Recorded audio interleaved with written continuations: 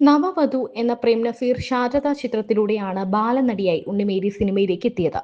പിന്നീട് ബാലതാരമായി അരങ്ങേറിയ സിനിമയിലെ നായകനായ പ്രേം നസീറിന്റെ വരെ നായികയായി വേഷമിട്ട ഉണ്ണിമേരി 23 വർഷക്കാലം തെന്നിന്ത്യൻ സിനിമാ ലോകത്ത് സജീവ സാന്നിധ്യമായിരുന്നു.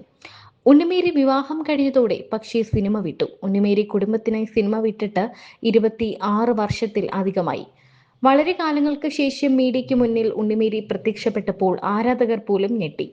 കുടുംബത്തോടൊപ്പം വിനീത് ശ്രീനിവാസൻ സിനിമ ഒരു ജാതകം കാണാനെത്തിയ താരത്തോട് മീഡിയക്കാർ കുശലാന്വേഷണം നടത്തുന്ന വീഡിയോകൾ സോഷ്യൽ മീഡിയയിൽ വൈറലായതോടെയാണ് പണ്ടത്തെ ആ നായികയെ നമ്മൾ വീണ്ടും തിരിച്ചറിഞ്ഞത്.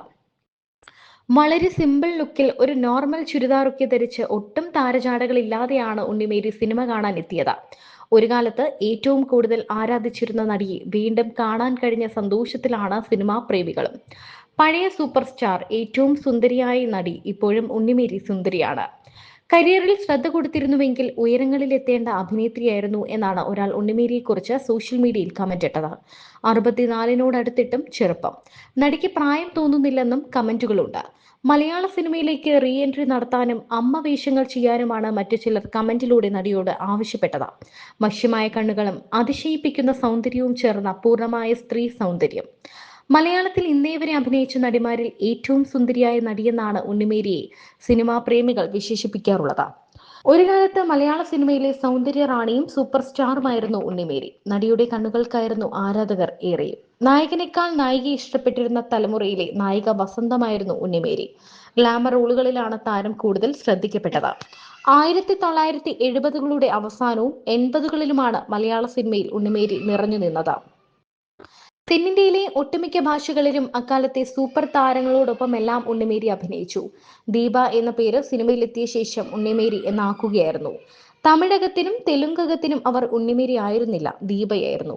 23 വർഷം സിനിമാ ലോകത്ത് സജീവമായിരുന്നു. ഒരു കാലഘട്ടത്തിന്റെ നിറസൗന്ദര്യധാമമായിരുന്ന ഉണ്ണിമേരി എന്ന ദീപ പി പത്മരാജൻ ചിത്രങ്ങൾക്ക് കരുത്തുള്ള നായികയായിരുന്നു. നടി ഉർവശി പലപ്പോഴും പല ഇന്റർവ്യൂകളിലും പറഞ്ഞൊരു വാചകമുണ്ട്: ഉണ്ണിമേരിയോളം പോകുന്ന ഒരു സുന്ദരിയെ കണ്ടിട്ടില്ലെന്ന്. സിനിമയല്ല ജീവിതം എന്ന തന്റെ പുസ്തകത്തിൽ ഉണ്ണിമേരിയെക്കുറിച്ച് ഒരു അധ്യായം തന്നെ ഉർവശി എഴുതി ചേർത്തു എന്നത് തന്നെയാണ് വാക്കുകൾക്കപ്പുറം.